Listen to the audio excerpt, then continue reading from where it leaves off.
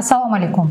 Iste'molchilarni energiya resurslari bilan barqaror ta'minlash yuzasidan ko'rilgan choralar va amaliy ishlar haqida qisqacha ma'lumot berishni davom ettiramiz. Kecha 28-yanvar kuni elektr stansiyalari orqali jami 270,5 million kilovatt-soat elektr energiyasi ishlab chiqarildi.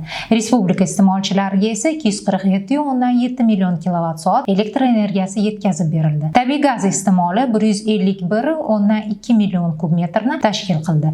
Avtomobillarga gaz to'ldirish kompressor shoxobchalariga maxsus texnikalar va jamoat transportlari uchun 2,1 million kub metr tabiiy gaz yetkazib berildi. 2300 tonna suyultirilgan gaz ishlab chiqarildi. Aholi va ijtimoiy soha obyektlariga 1900 tonna suyultirilgan gaz yetkazib berildi. Hududlardagi gaz to'ldirish shoxobchalaridagi suyultirilgan gaz zaxirasi 1300 tonnaga oshib 7,6 ming tonnaga yetdi. Avtobenzin va dizel yonilg'isi ham aholi va iqtisodiyot tarmoqlari ehtiyojini qoplaydigan darajada yetkazib berilmoqda. Xususan 28-yanvar kuni birja savdolariga jami 13,457 tonna avtobenzin va 15,449 tonna dizel yonilg'isi chiqarilib, shundan 5,800 tonna benzin va 505 tonna dizel yonilg'isi sotilgan. Shuningdek, birja savdolariga 2,270 tonna suyultirilgan gaz chiqarilgan va 2,264 tonna hajmda sotilgan. Kecha elektr qurilmalarida yuzaga kelgan 6 ta nosozlik avariya brigadalari tomonidan tezkorlik bilan bartaraf etilgan. Tizimda 24/7 rejimda kuchaytirilgan tartibda ish olib borilmoqda.